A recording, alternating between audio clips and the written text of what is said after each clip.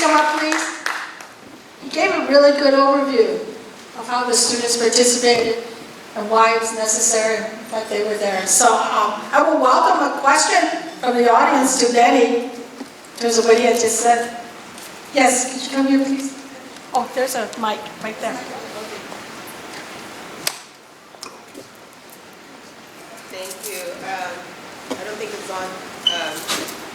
I'll just go. So I noticed in this video there was a community support group and they had a banner, and I'm not a student, I'm here because one of your fellow strikers from Mesita, we became friends in our community, and I wanted to know, and maybe you can talk about, oh there we go, the involvement and the importance of connect students in the university, connecting with people in the communities, and seeing them as a resource to their causes. All right, that's very important. I think the connection comes as we did it. It's like when you're doing something in the community that requires you to be so next to people, because people are checking you out.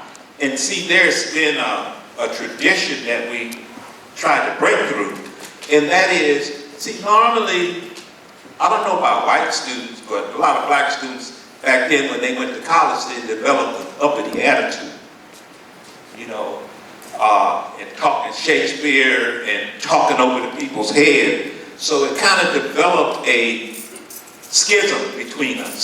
So we had to break through that, because basically our concept is a student is just a problem solver in training.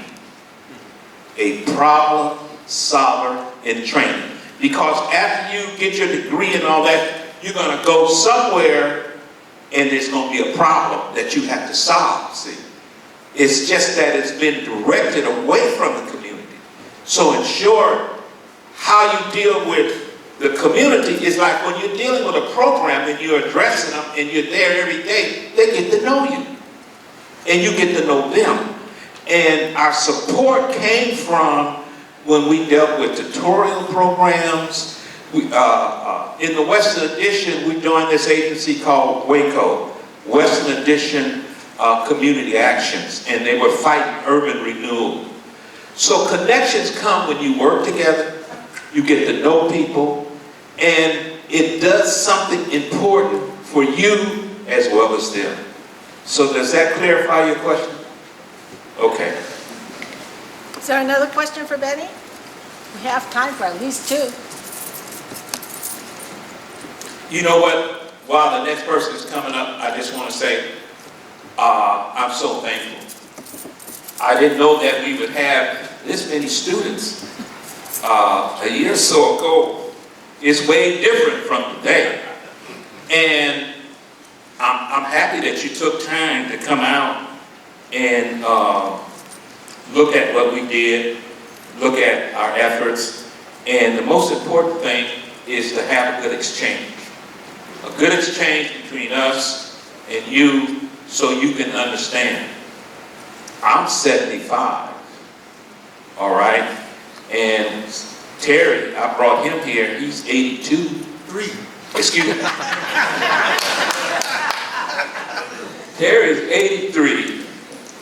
And I never will forget, he's the most feisty of us still. He's very animated when he talks and deals with things. But we're here to enjoy each other. We're up in age and we have a lot of knowledge. So you might as well get at it. Black, white, and so you're looking at a group of people that, white students and so forth, and teachers. They made the decision to follow us. We'll follow you. And the BSU Central Committee, that's what we did. We thought, we led, we went to jail too. But any questions, just feel free. Go ahead, Terry. Al Wong just called. I just got to talk to Al Wong, and he said he'd like to make it, but he couldn't. Al Wong, who was the chair of the Third Row Liberation Front, he was He was the top commander, third front. He just got to talk. I talked home. He said, "Sorry, he couldn't make it, but he got the gout." And that right there's something you know, can't and eating too much. He just came back from China, and I think he'd been eating too good. Okay. All right. This is his co-partner here, Mason Wong. Stand up, Mason. Yeah, I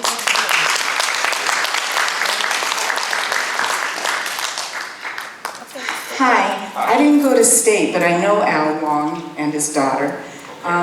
So I wanted to point out something to you students that happened because this was going on all over the country, all over the world, because liberation really was the former colonies in Africa and Asia were fighting for independence from the European countries that ruled them, and then we had the Vietnam War. And people were getting drafted, and they eliminated the college deferment, right? So college students started getting drafted. So what I wanted to point out is that as we came out of school and all these struggles, President Lyndon Johnson started a war on poverty. A lot of us got jobs, made our own jobs. It was called CETA, Community Comprehensive Employment and Training Act. So out of that OEO, Office of Economic Opportunity, a lot of us were able to start community organizations out of those CETA jobs. So I think in your generation, it's happening with the new Green Deal. And that you shouldn't feel that, you know, you have to go into a corporate job or something, but that we need to create some kind of government funding that young people can again make the country better.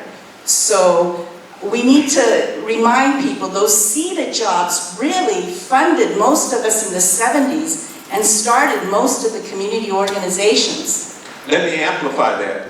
There also was the EOC, the Economic Opportunity Council, and it hired many of us, and as a matter of fact, Jerry Bernardo, myself, and some others, we developed alliances with people in the EOC, South Park, Hunters Point, Western Addition. We helped them to get into schools, and they gave us early support to come down in the strike to shut the school down, to help us in our efforts. But once again, that's how it started. Working together, we get to know them, you develop relationships, and the relationships culminates into action. All right? But it can't just come from just talking and being detached. Okay? You got to develop a relationship. Okay, it's exactly 10:45, I guess. So, first of all, I'd like to thank you again for your participation. Please come back during the day. And let's give our strikers here a big round of applause.